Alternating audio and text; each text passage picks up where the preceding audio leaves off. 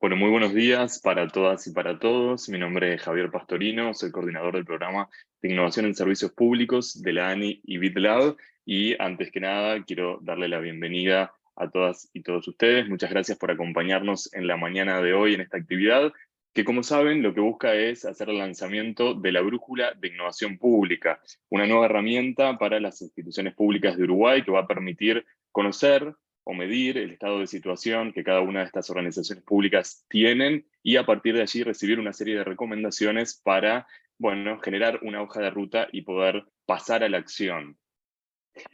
Como saben, este lanzamiento se enmarca en el programa de innovación pública. Es un programa que ejecutamos desde la ANI junto al apoyo del Laboratorio del Banco Interamericano de Desarrollo, que como objetivo macro busca ayudar a mejorar los servicios públicos que utilizan las personas a partir de mecanismos de innovación abierta y otras herramientas para el beneficio de la población. Y obviamente, dentro de los objetivos particulares, nos interesa muchísimo poder ayudar a las organizaciones públicas a incorporar diferentes procesos de innovación, sensibilizarse sobre el tema, y es por eso que en el día de hoy vamos a lanzar esta nueva herramienta de la que ya vamos a estar contándoles un poquito más en profundidad.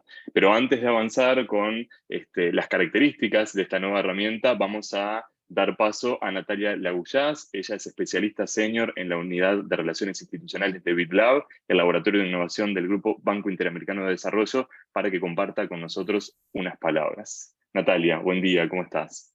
Buen día, muchas gracias Javier y muchas gracias Ani por invitarme el día de hoy y muchas gracias a todos los que están conectados e interesados en el lanzamiento de hoy de la Brújula de Innovación.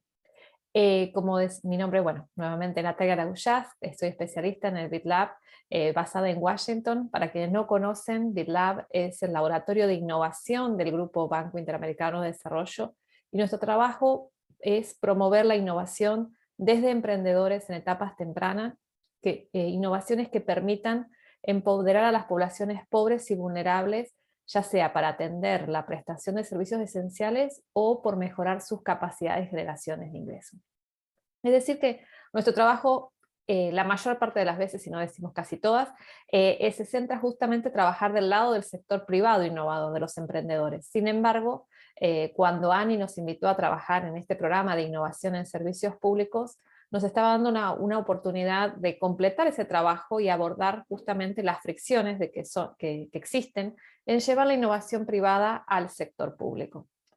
Este programa viene justamente a reconocer esa falla de coordinación que existe entre la demanda de innovación y la oferta de soluciones. Una falla que al final termina atentando contra un desarrollo más dinámico del ecosistema innovador y la incorporación de innovaciones por parte de las entidades públicas. Eh, bueno, como decía Javier, o sea, el objetivo aquí del programa era justamente mejorar los servicios públicos aprovechando la incorporación de conocimientos y tecnologías de otros actores mediante la innovación abierta.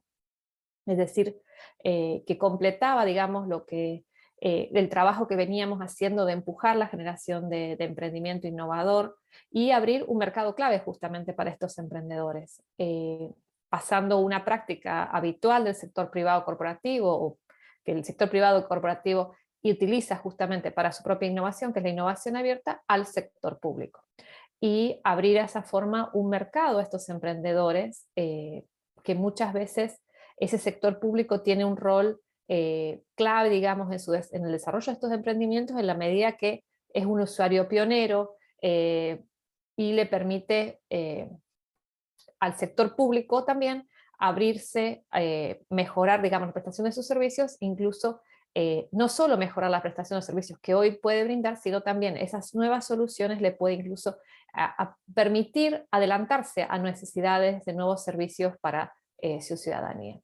Desde el lanzamiento del programa, como deben saber, se han lanzado varios desafíos a la comunidad de startups, a pymes innovadoras, y esos desafíos justamente lo que reconocen es que existen un grupo de actores de entidades públicas que han dado ya el primer paso de abrir sus necesidades, definirlas como retos, creer que ese intercambio con otros actores y la construcción conjunta de soluciones va a traer beneficios a la población que utiliza sus servicios. Hoy este proyecto no es el único que BitLab apoya con el objetivo de acelerar la adopción de innovación al sector público. trabajando en desarrollar capacidades en las entidades públicas, al mismo tiempo de generar un ecosistema con startups, scale-ups, pymes digitales, y que este trabajo conjunto sirva a desarrollar soluciones y mejores servicios. Sin embargo, este es el programa de BitLab que dentro de la cartera ha desarrollado más herramientas orientadas al sector público, todas disponibles en el sitio web de la ANI, y hoy está lanzando esta herramienta que para nosotros creemos que va a ser una piedra angular, digamos, en la agenda de transformación y de cambio sistémico en las instituciones para que sean más innovadoras, abiertas, dinámicas, colaborativas. Como decía Javier, se trata de una herramienta en línea en que las organizaciones públicas pueden ver el estado de sus capacidades y su cultura innovadora y recibir recomendaciones y trazar así un mapa de acción, ¿no? Así que sin más, les agradezco muchísimo la oportunidad y los felicito por el lanzamiento hoy de la brújula y los dejo con Javier y con Raúl. Gracias. Natalia, muchísimas gracias por las palabras. Ahora sí, vamos a proceder a contar un poquito más sobre esta nueva herramienta, esta brújula de innovación pública, que lo que hace es invitar a las diferentes instituciones públicas de Uruguay, en este caso, a mover la aguja y encontrar su camino hacia la innovación. Como bien decía Natalia, esta herramienta se trata básicamente de un autodiagnóstico en línea para poder medir cuál es el nivel en el que se encuentran las organizaciones públicas de Uruguay, cada una de ellas, poder recibir orientación para trazar un mapa de acción y así, obviamente, poder dar el próximo paso. Como bien decía Natalia, nuestra intención es poder avanzar en estos temas y no importa si la organización pública no ha hecho nada previamente en este tema, no conoce de la temática, puede incorporarse a partir de este autodiagnóstico o si la institución ya viene avanzada en el proceso. La intención es poder saber cuál es ese nivel y en base a ese nivel, bueno, generar las diferentes recomendaciones. Para poder ingresar a esta herramienta en línea, van a tener que acceder a ese link que vemos allí, que es brújulainnovación.ani.org.uy, y a través de 3 sencillos pasos van a poder aplicar a este autodiagnóstico en línea. El primero es, obviamente, ingresar los datos para poder recibir asesoramiento personalizado. Nuestra intención con este autodiagnóstico es generar un primer pantallazo de cuál es la situación, pero que nosotros, a través de nuestro programa, obviamente podamos hacer un seguimiento cuerpo a cuerpo, por llamarle de alguna manera. El siguiente paso va a ser responder una serie de preguntas básicas sobre la organización, y acá nuestra recomendación es que obviamente estas respuestas sean dadas en equipo de parte de la institución pública, que puedan ser dadas también a conciencia, porque obviamente en función a esas respuestas es que el diagnóstico se va a generar. Y finalmente, bueno, se recibirá el diagnóstico en línea con las diferentes recomendaciones para poder avanzar en un mapa de acción.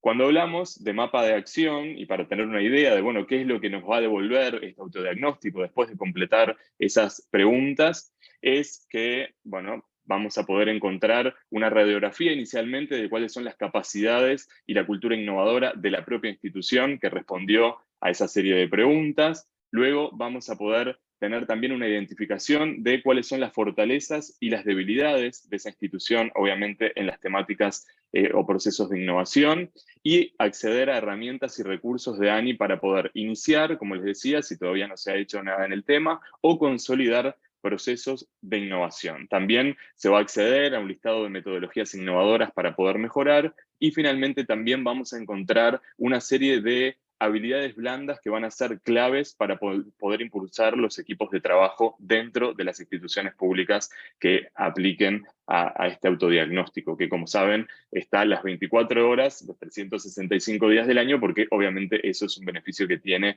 que esta herramienta pueda ser en línea. Les recordamos nuevamente entonces la URL para poder ingresar a esta nueva herramienta, brújulainnovación.ani.org.ui.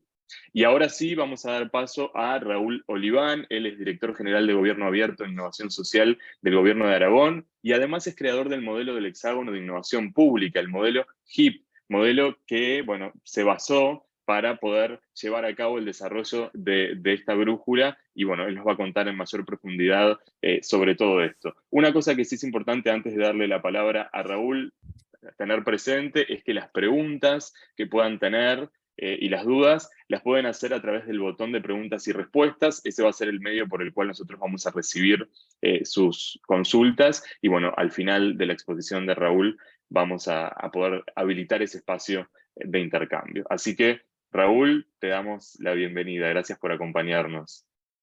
Muchísimas gracias, Javier. Muchísimas gracias, Natalia. Gracias a la ANI. Gracias, por supuesto, también al BitLab. Bueno, pues por hacer posible este proyecto de la innovación pública, la brújula de la innovación pública y en concreto, además, invitarnos a nosotros a colaborar de algún modo. Bueno, pues en fin, haciendo una aplicación de este modelo del hexágono de la innovación. Recogiendo el guante del equipo de Javier, voy a hacer una presentación un poco para poner contexto teórico a este modelo hexagonal de innovación que, como vais a ver, tiene pues un enfoque sistémico y que pretende cambiar e impulsar pues una transición, una transformación institucional de nuestras organizaciones. Voy a compartir un PowerPoint para que sea un poquito más ameno visualmente también. Perfecto, ¿me confirmáis? Sí, yo creo que se está viendo perfectamente. Bueno, pues normalmente empiezo este tipo de talleres y de conferencias con esta idea de Hannah Arendt, ¿no? Que me parece especialmente inspiradora, ¿no? Cualquier pequeño gesto, cualquier pequeño palabra, acto, tiene la potencia, tiene la semilla de la ilimitación y puede cambiarlo todo porque todo está conectado. Vivimos en la sociedad de las redes, constelaciones completamente interdependientes la una de la otra, ¿no? Y ahí está este proyecto de la brújula de innovación pública, una herramienta que tiene el potencial de cambiarlo todo. Cuando pensamos en innovación es porque tenemos un problema, tenemos un desafío, tenemos un reto. Y ese reto muchas veces, bueno, pues no sabemos muy bien por dónde empezar, ¿no? Por dónde arrancarlo. De alguna manera, la literatura dominante, la cultura en la que estamos insertos, nos dice que esa idea, esa solución, esa innovación, nos tiene que venir un poco como caída del cielo, como si fuera un acto individual, íntimo, aislado, una cosa solitaria, ¿no? Propia de genios, de emprendedores, de inventores en sus despachos, en sus bibliotecas, encerrados, ¿no? Esperando que les venga un poco la inspiración. Es un poco la famosa historia de la manzana de Newton, ¿no? Que de repente le cae del árbol y se le ocurre la teoría de la gravedad, que por cierto es una historia ficticia al margen de que Newton obviamente fue un genio, ¿no? Y es también la historia un poco de otra manzana, en este caso uy, perdona, le he estado dando al revés. Es la historia de otra manzana, ¿no? Por ejemplo, otra más famosa todavía, que es la de Steve Jobs, que pasa por ser como el gran factotum de la creatividad y la innovación en nuestro tiempo, ¿no? Steve Jobs, que saca, entre otras cosas, el iPhone y que, bueno, pues de alguna manera parece que nos cambió la vida, ¿no? Llevando un ordenador en el bolsillo, ¿no? Y fijaros que la manzana es también la protagonista de otra historia que conocéis muy bien, que es la historia de Adán y de Eva, ¿no? Y de la famosa serpiente y de esa manzana, bueno, pues que empieza a cambiarnos la vida, ¿no? Porque empezamos a tener que trabajar y tenemos vergüenza y desnudos y estas cosas, ¿no?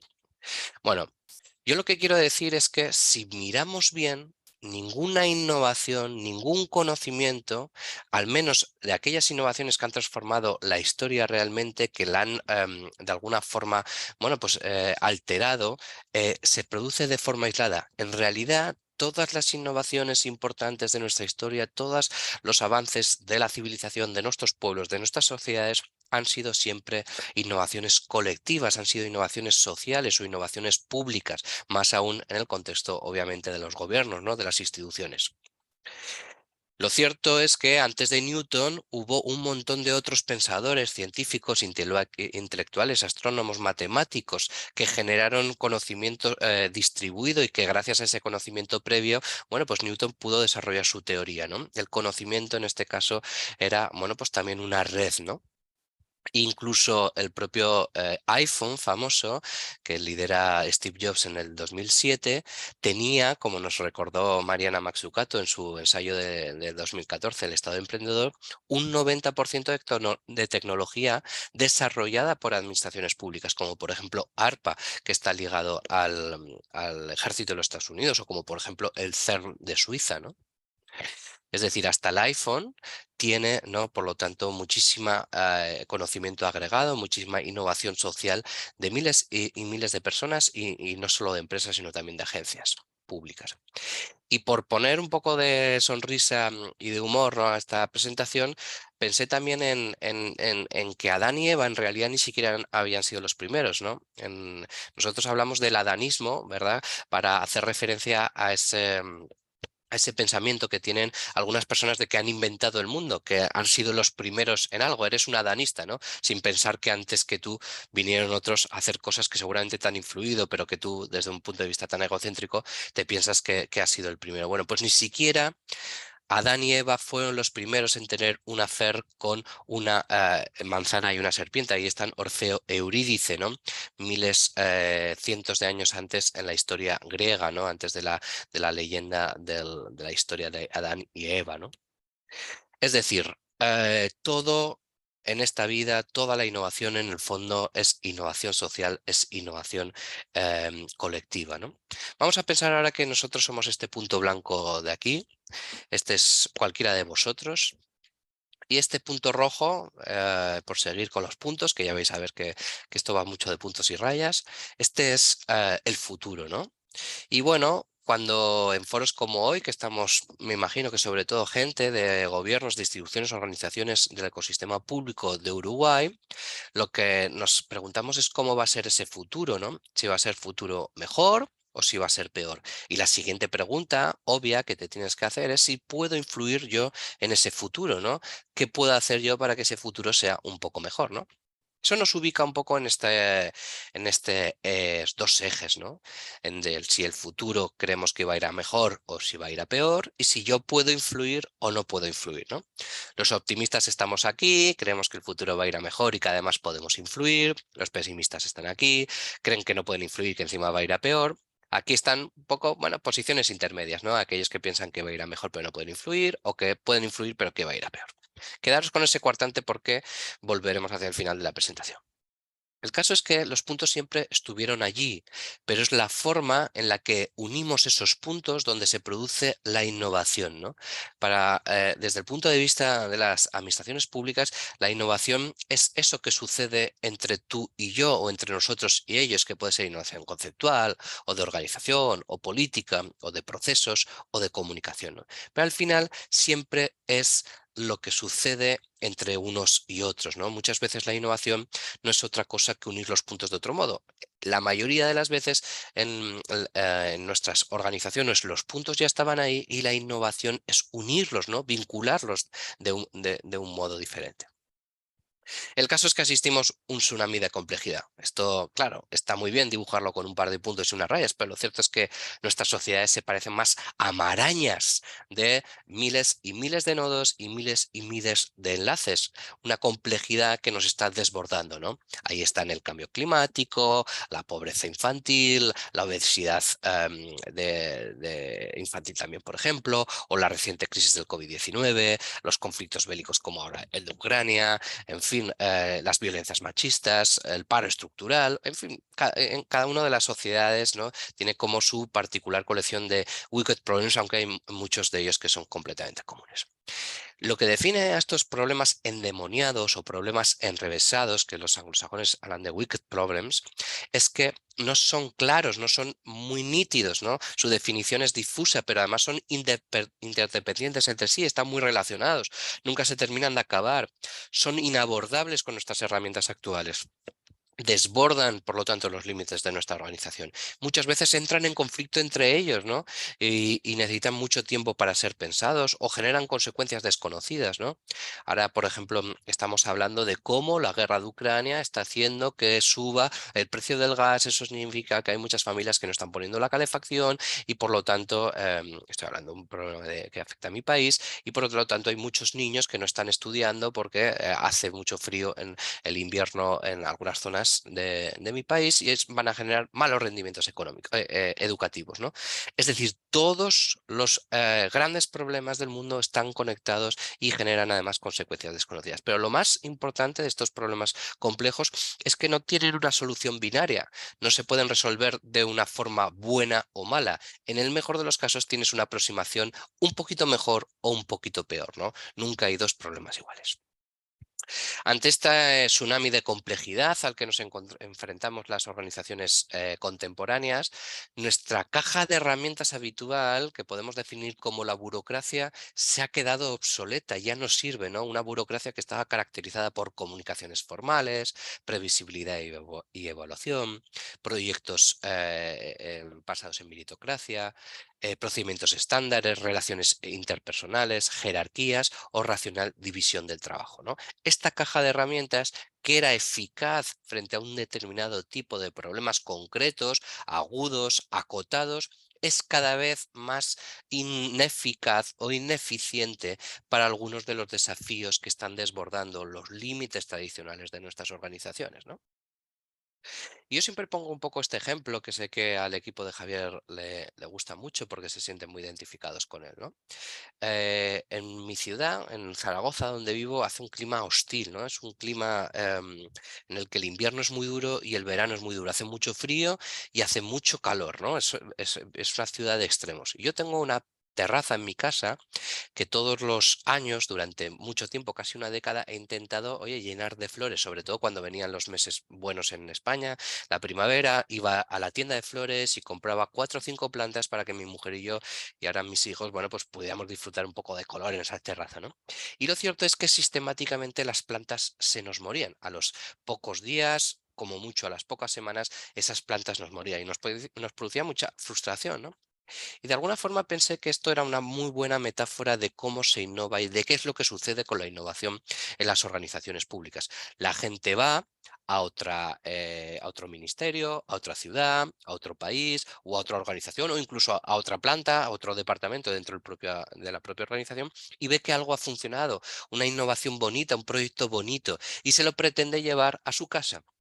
Y el problema es que muchas veces coges solo el proyecto por lo bonito que es y no funciona. O el proyecto a los 2 o 3 meses se ha desvanecido, como mucho a los 2 o 3 años se ha diluido. Es un poco lo mismo que me pasaba a mí con las plantas, ¿no? Es una mala aproximación esta idea de obsesionarse con la herramienta concreta, con la metodología concreta, con el proyecto concreto de forma aislada, sin tener en cuenta lo que lo rodea. Sin embargo, hace ya un par de años que yo me di cuenta que a la tienda, al vivero de plantas y de flores, había que ir con la mente abierta, había que alejarse un poco y no fijarnos solo en la planta que nos gustaba a mi mujer y a mí, sino fijarnos de forma holística en la totalidad. Y entonces empezamos a mirar no solo a la planta, sino que miramos al techo para ver cómo eran los plásticos, si tenía sombra o no, cómo era el riego por goteo, cuál era el diámetro de la maceta, cuál era el tipo de tierra, qué plantas convivían con unas, si le ponían fertilizantes o si incluso el jardinero que pasaba por ahí le cantaba o no le cantaba. Es decir, en vez de obsesionarnos con la planta concreta, fuimos a pensar el todo. Y esto es un poco lo que tenemos que hacer en innovación. Y por eso yo hoy vengo aquí a hablar de innovación sistémica, de cambio cultural, de un esfuerzo para cambiar el contexto donde desarrollamos, donde intentamos germinar nuestros proyectos. Es decir, frente a esa innovación de habichuela mágica, que digo yo, en el sentido de que pensamos que la plantamos y que ya se va a obrar el milagro, rápido, bonito, barato y efectista, ¿no? Hay que promover una innovación sistémica, que es más contraintuitiva, que es más ambiciosa, que exige mayor largo plazo y que exige también implicar al conjunto de la organización, pero que es el único camino frente al tsunami de complejidad al que estamos haciendo frente y que no va a dejar de agravarse en los próximos tiempos. Estamos, por lo tanto, en esta transición entre esas organizaciones, como decía Natalia, duras, cerradas, jerárquicas, tradicionales, y una nueva generación de organizaciones en red, abiertas, colaborativas, dinámicas, emprendedoras, porosas. Nunca dejaremos de ser en algún modo jerarquías porque siguen siendo útiles para algunos problemas concretos y acotados, ¿no? Eso ahí está bien, pero qué duda cabe que la tensión hacia una sociedad que es cada vez más abierta y distribuida nos obliga a repensarnos como organización. Y esto es un poco el fin, la raíz, el diagnóstico del que surge el hexágono de la innovación pública, que no es otra cosa que intentar responder a estas preguntas. ¿Cómo son los ecosistemas de innovación? ¿Qué podemos aprender de ellos? ¿Cómo aplicar la innovación en el gobierno? Para ello, bueno, pues en fin, yo he explorado la ciencia de redes, me ha interesado mucho esta ciencia de redes que es transdisciplinar y que es abordada desde la sociología, la filosofía, las matemáticas, la informática, etcétera, y que nos permiten desmenuzar la complejidad en nodos y enlaces, en putitos y en rayas, ¿no? Y que ahí aparecen nociones como el hub, ¿no? Que es un nodo muy conectado y que por eso últimamente tiene bastante recorrido como concepto. Y que, bueno, pues en fin, estas redes tienen más o menos distancia, los nodos entre sí, con lazos más o menos fuertes, que hay clústeres con nodos más afines y que va dibujando diferentes topografías de organizaciones con alta o con baja densidad conectiva. Mi hipótesis, validada después de conocer muchas organizaciones en todo el mundo, es que no hay innovación si no hay alta densidad conectiva, si no hay muchos enlaces. Y los enlaces, amigos, son conversaciones, son comunidades de práctica, son contratos, son proyectos pilotos, son joint ventures, son herramientas, ¿no? Como este propio evento en el que estamos hoy aquí, ¿no? Son conversaciones al fin y al cabo. En último caso, además, cuando los nodos se alinean, cuando comparten un sistema de valores, una visión, un destino de alguna manera común, surge un intangible que es la idea de comunidad y que es fundamental para el concepto de innovación sistémica. Otra cosa que hicimos para darle rigor científico es analizar 105 metodologías de algunas de las instituciones más prestigiosas del mundo. Cogimos, bueno, pues en fin, las que conocéis todos, ¿no? Nesta, Stanford, IDEO, etcétera, el propio BitLab, y analizamos 105 metodologías con las que ellos habitualmente trabajan.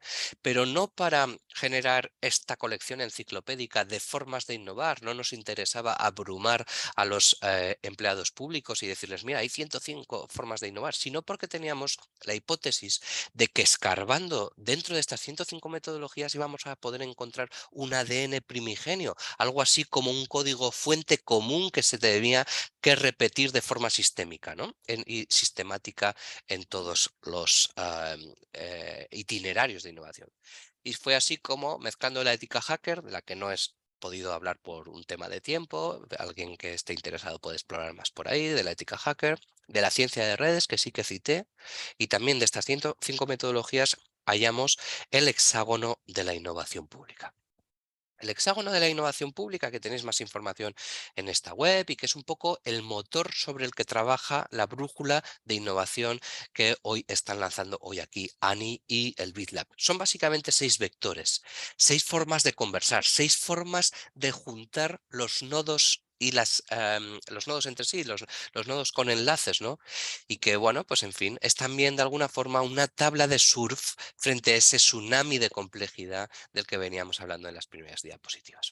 Open, que tiene que ver con abrir las organizaciones desde dentro, con generar redes hacia afuera, con captar valor, con decodificar los mensajes, con aliarnos, ¿no? Hacia afuera. Trans, que tiene que ver con la idea de mezclar, con la idea de hibridar, con la idea de transversalizar, de romper las estructuras verticales de nuestras organizaciones, también de enfoques transdisciplinares. FAST, que tiene que ver con acortar las distancias, con agilizar el cambio, con priorizar lo importante por delante de lo urgente, que lo urgente es casi siempre una dictadura, tomando y dando, aceptando que el tiempo es el recurso más valioso, ¿no? De nuestras organizaciones y por lo tanto hay que dedicarlo a cosas que verdaderamente produzcan valor y la innovación es siempre una de ellas. Proto, que tiene que ver con la cultura del proyecto piloto, la cultura beta, la cultura del prototipo y que por lo tanto nos permite aproximarnos al futuro de una forma más intuitiva, más directa que con el clásico paradigma de la planificación estratégica. Co, que tiene que ver con la idea de la co-creación, de la colaboración, de la cooperación y que en último caso favorece ese intangible que es la creación de comunidades y que por lo tanto, bueno, pues nos favorece hacer piña, hacer grupo y generar una comunidad de valores compartidos.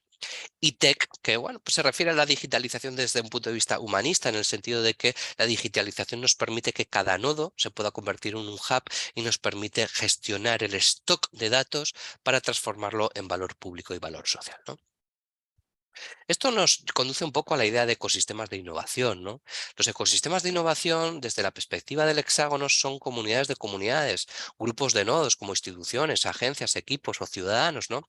Muy enlazados gracias a los hubs o a los clusters con más o menos distancia, con lazos más o menos fuertes, siempre generando conversaciones fluidas que pueden acabar en producir sentimiento de pertenencia y, por lo tanto, idea de comunidad, ¿no? Y es también importante esta idea porque estos ecosistemas tienen que tener cierto grado de libertad y de caos, de aleatoriedad, ¿no? Porque sin esa aleatoriedad, sin ese pequeño grado de libertad, es muy difícil que se produzca la innovación. Y ahí confrontamos con los modelos normativos, jerárquicos y burocráticos de nuestras organizaciones tradicionales, que son, como sabemos, muy refractarios a la creatividad, al talento y a la innovación en general. Los 6 vectores son, por lo tanto, también 6 formas virtuosas de cambio, son 6 formas productivas de conversación, ¿no? Nos dibuja una nueva generación de organizaciones, de ecosistemas, de laboratorios, pero también aplicable a cualquier equipo de cualquier ministerio o de cualquier municipalidad o de cualquier empresa pública, ¿no? Una nueva generación de organizaciones que abren, que mezclan, que agilizan, que prototipan, que colaboran y que digitalizan, ¿no? De alguna forma podemos también unir estos 6 vectores con 6 nuevos roles, es lo que definimos como equipos hexagonales, ¿no?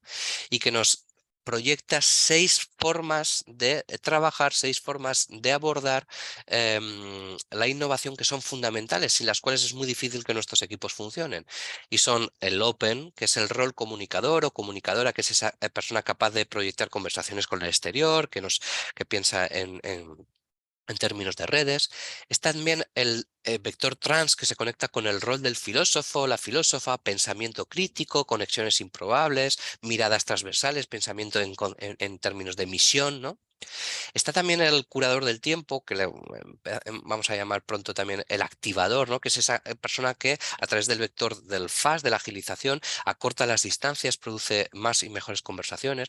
El proto se conecta con la idea del diseñador o diseñadora, ese que se relaciona con el futuro de forma más intuitiva gracias a esos proyectos piloto o prototipos. El conector, que es esa persona con carisma, con encanto y que genera buen ambiente y que hace que nos sintamos más integrados, que nos sintamos que somos parte de algo más grande que nosotros mismos, ¿no? Y el digital, que bueno, pues esa persona con la capacidad de multiplicar la conectividad y, como decía antes, producir valor, ¿no? Con el stock de datos disponible. No es que estos 6 vectores, o sea, no es que estos 6 roles de repente tengan que integrar nuestros equipos 6 personas nuevas, sino que estos roles las estáis desarrollando ya las personas que estáis haciendo innovación. A veces una misma persona hace los 6 roles, a veces un equipo de 20 tiene distribuidos estos 6 roles, ¿no? Lo que sí que está claro es que sin estos 6 o al menos 4 o 5 de ellos va a ser muy difícil transformar ningún equipo. A su vez, estos roles se conectan con un menú de habilidades blandas o soft skills, ¿no? Que dicen los anglosajones. Por ejemplo, empatía o comunicación, storytelling, pensamiento crítico, aprender a aprender, resolución de conflictos, resiliencia, gestión del tiempo, creatividad, pensamiento de diseño, trabajo en equipo, inteligencia emocional o aprendizaje continuo, ¿no? Son un menú de habilidades blandas, de habilidades a veces interpersonales, muchas de ellas interpersonales, que son fundamentales, ¿no? Y esto es clave, porque uno de los puntos flacos de las organizaciones públicas es que nos hemos enfocado en unas políticas de selección, de formación y de promoción del personal muy basadas en títulos y muy basadas en procesos memorísticos, ¿no? Los exámenes, los test, etcétera. Y dejamos demasiadas veces este tipo de soft skills en un segundo plano, cuando los expertos en ambientes laborales nos dicen que en el fondo estas son las importantes, porque los conocimientos técnicos se pueden aprender, ¿no? Se pueden aprender con la práctica, pero estos son más difíciles de moldear, ¿no? Bueno. Haciendo un resumen, el rol comunicador, ¿no? Con esas habilidades, es ese que rompe las barreras de esa institución cerrada y nos permite hablar con el exterior, ¿no? Ese bla, bla, bla, que va diluyendo las fronteras entre el dentro y el afuera y que esa distancia que había entre nosotros y ellos va quedando también más pequeña, ¿no? El rol filósofo, filósofa es ese que rompe esa estructura tradicional de departamentos muy verticales y nos permite pensar en términos de misión, en términos de proyectos interdepartamentales o transversales, a veces transdisciplinares, ¿no? El curador del tiempo, bueno, pues en fin, gracias a su capacidad ejecutiva de gestión del personal y de los recursos y su determinación, a veces también su liderazgo, hace que los que están lejos, bueno, se aproximen de alguna forma al objetivo, ¿no? El rol diseñador frente a este paradigma que veníamos hablando de la planificación, que es como ir dando pasos pequeños hacia un futuro, hacia un mañana de forma inequívoca, de forma segura, bueno, pues el diseñador lo que hace es plantearlo de otro modo, ¿no? Coge el camino del miedo, coge el camino directo y plantea prototipos, proyectos piloto, proyectos en beta, quizá imperfectos, quizá inacabados, pero que llegan a destino con muchísima más velocidad y por lo tanto también nos permite iterar, ir generando ciclos virtuosos, ¿no? De cambio más ágil. El conector, lo veníamos diciendo antes, ¿no? Es ese que, bueno, pues con su forma de trabajar, con su forma de conectar, de gestión de egos, en fin, también de gestión de afectos, hace que emerja ese intangible que es la comunidad. El digital, bueno, pues no es el que nos permite explotar, ¿no? La conectividad. Ahora en la pandemia hemos mirado mucho, ¿no? Estos nuestros departamentos de IT, ¿no? De informática y de tecnología, ¿no? Porque han sido claves, ¿no? Han sido los nodos determinantes que nos permitían que siguiéramos trabajando como hubs, cada uno en remoto desde su casa, ¿no? Y este es el contexto, este es el motor que está debajo de la brújula de innovación pública, una herramienta yo creo que es muy interesante, muy intuitiva, muy directa, que está liderando el equipo de Javier con el apoyo del BICI, que nosotros hemos estado encantados de poder asesorar para impulsarla. La ha contado muy bien Javier, así que, en fin, solo reforzaré aquellos puntos que tienen que ver con el propio hexágono de la innovación pública, ¿no? En la web que os ha dado antes Javier, podéis ya, entiendo desde ahora, encontrar, bueno, pues en fin, ese diagnóstico que os va a permitir, bueno, pues generar una fotografía, una radiografía de vuestro proyecto y os va a proponer una serie de recursos. Básicamente son 42 preguntas. Las 42 preguntas están agrupadas a su vez por vectores. Ni siquiera lo hemos tenido, no, lo hemos recogido así por facilitar, pero os lo cuento porque creo que es pertinente para que entendáis de dónde viene la metodología. Al final os va a quedar un hexágono a cada uno de vuestros equipos. Esto lo bueno es que lo podéis pensar desde vuestra unidad, de vuestro servicio, desde vuestra organización o incluso a nivel global, ¿no? Cada uno pone un poco el foco donde quiere. Como ha dicho Javier, creo que es muy pertinente hacerlo quizá se puede hacer solo, pero se enriquece si lo hacéis en equipo. Al final os va a quedar un hexágono y os va a generar una fotografía de si sois buenos en Co o en Fast o en Open, o sois un poco peores en Trans, en Proto, cada uno va a tener, bueno, pues su propio trapecio diferente, ¿no? Al final puedes también descargar no solo en HTML, sino también en PDF este informe para llevártelo, para distribuirlo al equipo, para consultarlo quizá en el futuro, para tenerlo impreso, etcétera. Y bueno, lo importante es la información que te genera este informe, que no solo te hace un diagnóstico de los 6 vectores, sino que también bueno, pues te da pistas de en qué nivel estás, ¿no? Hay 3 niveles, bajo, medio y alto, un poco jugando con la metáfora de la brújula. Te da una pista fundamental que es, yo creo que la gran propuesta de valor de esta herramienta, que es las herramientas de ANI. ANI tiene ahora mismo 5 herramientas que son, en fin, con las 4, no recuerdo ahora la quinta, desafíos públicos, kit de innovación pública, consultoría para la innovación pública y concursos, y os va, en función de vuestros resultados, un algoritmo bastante sencillito os va a decir cuáles son las herramientas más adecuadas que podéis implementar, ¿no? Para pasar a la acción. Y os va a hablar también de soft skills, ¿no? De este menú de soft skills, de cuáles serían interesantes para mejorar de alguna manera seguramente los vectores donde habéis tenido un rendimiento más humilde, ¿no? Y también, bueno, pues os va a hacer referencia, aunque de forma somera, a metodologías, a herramientas, a aproximaciones que os podrían inspirar para mejorar los vectores en los que podéis, bueno, pues tenéis todavía recorrido, ¿no? Y volviendo ya para terminar y ajustarnos a los tiempos, a esa cuadrante, ¿no?, del que yo hablaba, ¿no?, de si el futuro va a ir a mejor o a peor, de mi ciudad, de mi ministerio, de mi país, quién sabe de Uruguay, si yo puedo influir o no puedo influir. Bueno, pues lo bueno del HIP, lo bueno de los 6 vectores es que estés donde estés, te sirve, ¿no? Si crees que, o si puedes influir y crees que va a ir a mejor, oye, pues métele a fast, ¿no? Actúa ágil, acelera los cambios a corta distancias, ¿no? Si estás en lo peor, si crees que no puede influir o va a ir, y que encima va a ir a peor el futuro, oye, pues en fin, invéntatelo, ¿no? Imagina lo improbable, experimenta sin miedo, ¿no? Prototípalo, ¿no? Si crees que puedes influir, pero crees que iba a ir a peor, oye, pues a lo mejor es momento de desafiar lo establecido, de pensar fuera de la caja, de multiplicar el impacto gracias a ese enfoque trans y a ese enfoque tech, ¿no? Y si piensas que va a ir a mejor, pero que tú no puedes influir o tu equipo no puede influir, oye, pues a lo mejor hay que aplicar el open y el co, pensar en grande, mirar hacia afuera, ¿no? Crear comunidad y sumar fuerzas. Bueno, esto era un poco una presentación breve de este modelo de innovación sistémica, el hexágono de la innovación pública. Me despido con esta frase que suelo utilizar mucho también, que me inspiró en su momento, de Deleuze y Guattari, de haz el punto y, o sea, perdón, haz la línea y no el punto, ¿no? Que lo escriben en su obra Rizoma, muy famosa y que está detrás un poco del fundamento filosófico que yo utilizo para desarrollar este modelo. Muchísimas gracias. Raúl, muchísimas gracias por la presentación y bueno, por supuesto por todo el trabajo y asesoramiento que nos has dado para poder implementar esta brújula de innovación pública. Queríamos bueno, que pudiéramos tener esta instancia para contar en mayor profundidad esos 6 vectores, cuáles eran esas características y, bueno, de alguna manera también lo que se van a encontrar en el informe y a partir bueno, de esos datos poder también accionar. Les recordamos a todas y todos que pueden ir haciendo preguntas con el botón de preguntas y respuestas.